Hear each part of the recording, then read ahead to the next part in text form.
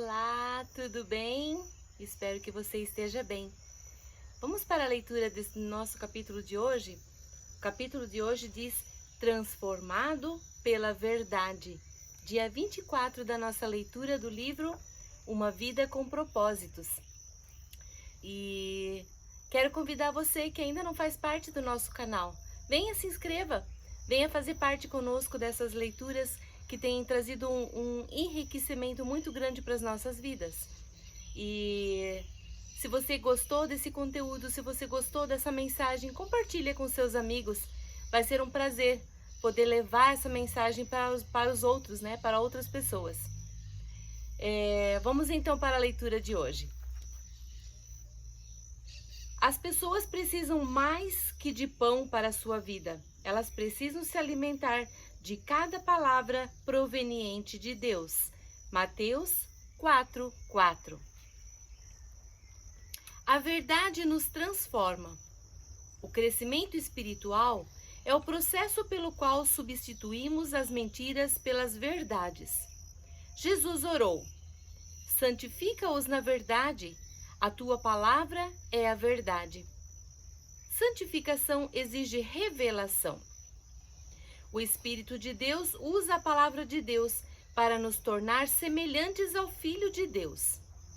Para tornar-nos semelhantes a Jesus, devemos preencher nossa vida com a palavra.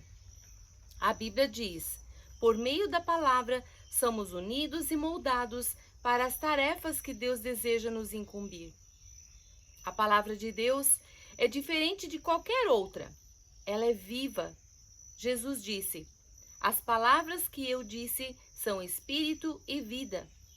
Quando o Senhor fala, as coisas mudam. Tudo ao seu redor, toda a criação, existe porque Deus disse. Foi pelas palavras dele que tudo veio a existir. Sem elas, você nem estaria vivo. Tiago observa: Deus decidiu nos dar vida pela palavra da verdade, por isso somos a mais importante de todas as coisas que ele criou. A Bíblia é muito mais que um manual de doutrinas. A palavra de Deus gera vida, produz fé, promove mudanças, afugenta o diabo, realiza milagres, cura feridas, edifica o caráter, transforma circunstâncias, transmite alegria, supera a adversidade, derrota a tentação, inspira esperança, libera poder, esclarece a mente, cria coisas e nos garante o futuro eterno. Não podemos viver sem a palavra de Deus, cujo valor nunca deve ser subestimado. Você deve considerá-la tão essencial à sua vida quanto o alimento. Jó disse: dei mais valor às palavras de sua boca do que ao pão de cada dia. A palavra de Deus é o alimento espiritual do qual você deve se alimentar para cumprir seu propósito. A Bíblia é chamada mel, pão, alimento sólido e leite. Essa refeição completa é o menu do Espírito Santo para o fortalecimento e para o crescimento espiritual. Pedro aconselha: desejem de coração o leite espiritual puro, para que por meio dele cresçam para a salvação. Permanecendo na palavra de Deus, existem mais Bíblias impressas hoje em dia do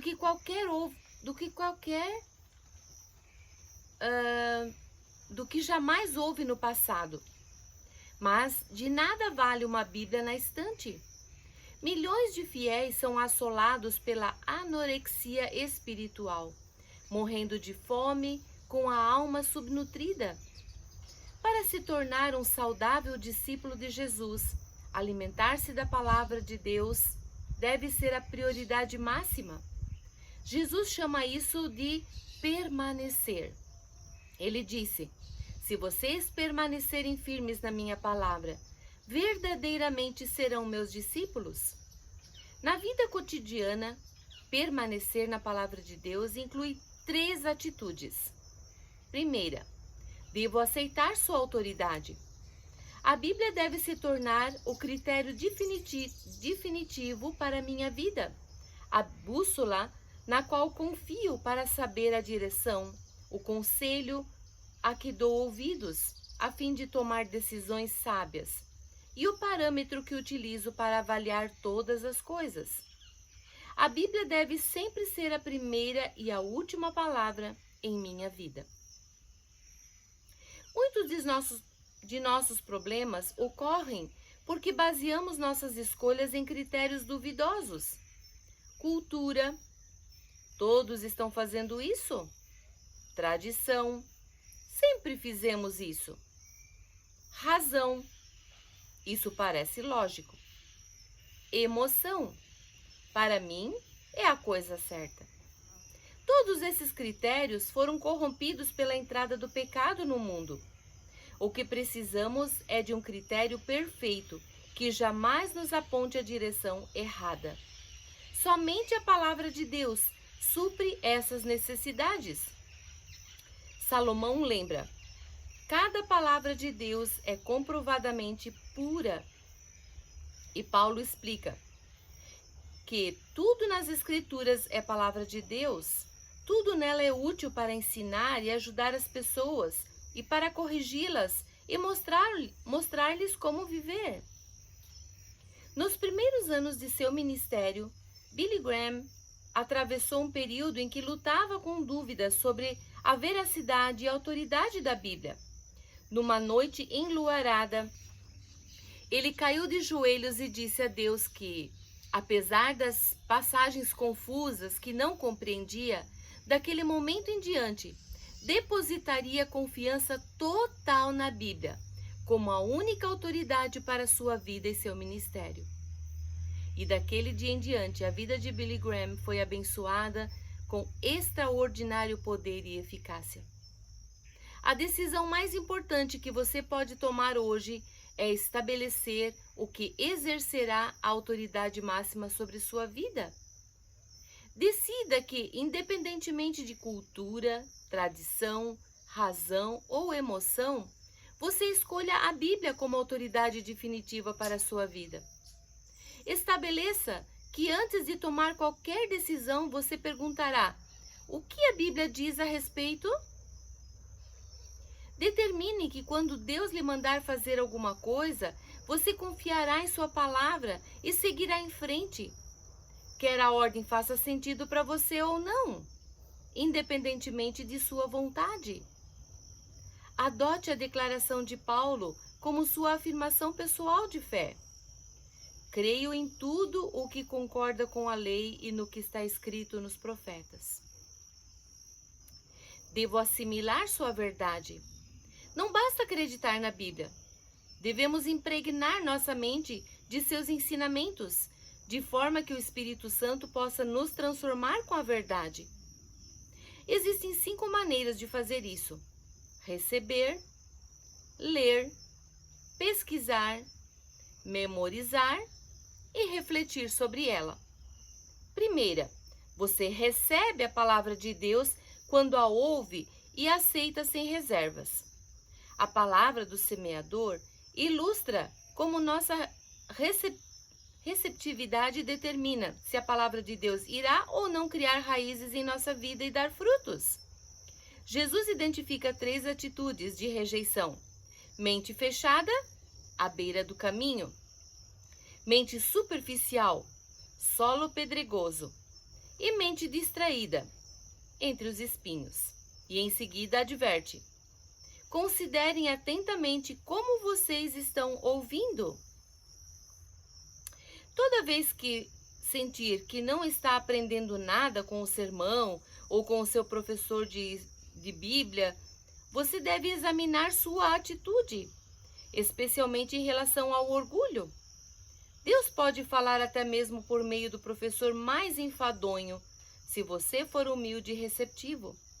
Tiago aconselha: num espírito humilde, gentil e modesto, receba de bom grado a palavra, que, implantada e arraigada no coração, tem o poder de salvar sua alma.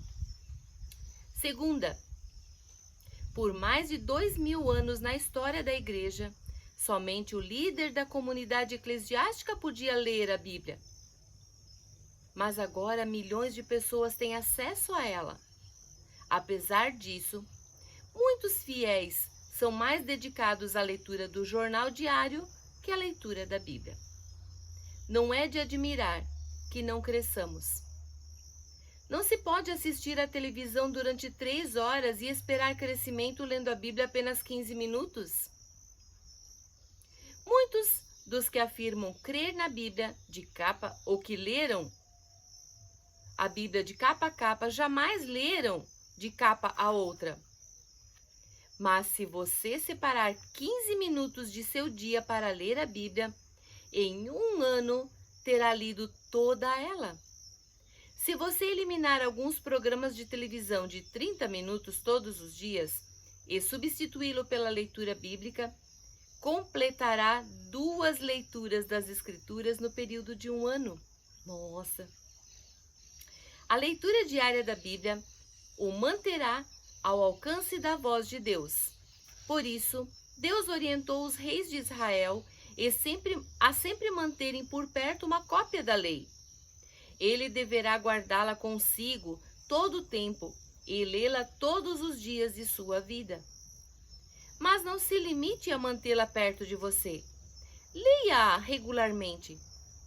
Uma ferramenta simples, mas de grande auxílio, é um plano de leitura diária da Bíblia.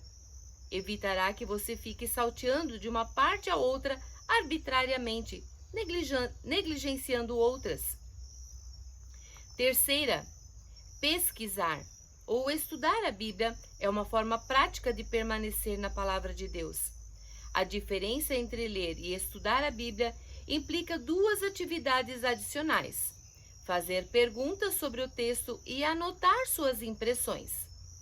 Você não terá estudado realmente a Bíblia se não anotar seus pensamentos no papel ou no computador.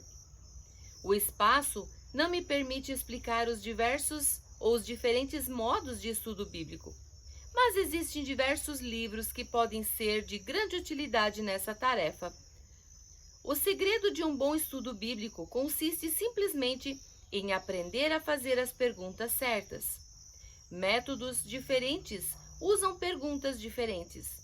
Você descobrirá muito mais se parar e fizer as perguntas simples, como: quem? O quê? Quando? Onde? Por quê? Como? A Bíblia diz: verdadeiramente as pessoas felizes são as que cuidadosamente estudam a perfeita lei de Deus, a qual as torna livres e continuam a estudá-la. Elas não esquecem o que ouviram, antes obedecem ao ensinamento de Deus. Todos os que fizeram isso serão felizes. Quarta, memorizar a palavra de Deus. A sua capacidade de memorizar é uma dádiva concedida por Deus. Você pode achar que tem uma memória fraca, mas na verdade é que memorizou milhões de ideias, verdades, fatos e imagens. O comum é que você se lembra somente do que é importante para você. Se a palavra de Deus é importante, você usará seu tempo para memorizá-la. Existem enormes benefícios na memorização de versículos bíblicos. Eles o ajudarão a resistir à tentação, tomar decisões sábias, reduzir o estresse, ganhar confiança, dar bons conselhos e compartilhar sua fé com outros. A memória é como um músculo. Quanto mais exercitada, mais forte ela se torna. E memorizar as Escrituras ficará cada vez mais fácil. Comece selecionando alguns dos versículos bíblicos transcritos neste livro, que falaram ao seu coração, escrevendo-os em um pequeno cartão que possa levar sempre com você. Releia trecho em voz alta durante o dia. Você pode memorizar as Escrituras em qualquer lugar, enquanto estiver trabalhando, fazendo exercício físico, dirigindo, esperando algo na hora de dormir. Os 3 elementos essenciais para a memorização das Escrituras são repassar, repassar e repassar. A Bíblia diz: lembrem-se de que Cristo ensinou e que suas palavras enriquecem a vida de vocês e os tornem sábios. Quinta, refletir sobre a palavra de Deus. O que a Bíblia chama meditação? Para muitos, a ideia de meditar evoca a imagem de alguém provocando um estado de consciência neutra, deixando a mente fluir. Isso é exatamente o oposto da meditação bíblica. Meditação é pensamento concentrado. É necessário esforço verdadeiro. Você escolhe um versículo e pondera longamente a respeito dele. Como dito no capítulo 11, se você sabe se preocupar, já sabe meditar. Preocupação é o pensamento concentrado em algo negativo. A meditação tem a mesma característica, mas está voltada para a palavra de Deus, não para um problema. Não há outro hábito tão eficaz para a transformação de sua vida e para torná-lo mais semelhante a Jesus que a reflexão diária sobre as Escrituras. À medida que utilizamos nosso tempo para contemplar a verdade de Deus, espelhando-nos realmente no exemplo de Cristo, segundo a sua imagem, estamos sendo transformados com glória cada vez maior. Se você pesquisar todas as vezes que Deus fala em meditação na Bíblia, ficará maravilhado com os benefícios que ele prometeu aos que dedicam algum tempo para refletir na palavra durante o dia. Um dos motivos pelos quais Deus chamou Davi segundo seu coração é que Davi tinha prazer em meditar na palavra de Deus. E ele disse: como amo os teus ensinamentos, medito neles o dia inteiro. Refletir seriamente na verdade de Deus é a chave para obter resposta às orações e o segredo para uma vida bem-sucedida. Devo pôr em prática os princípios das Escrituras?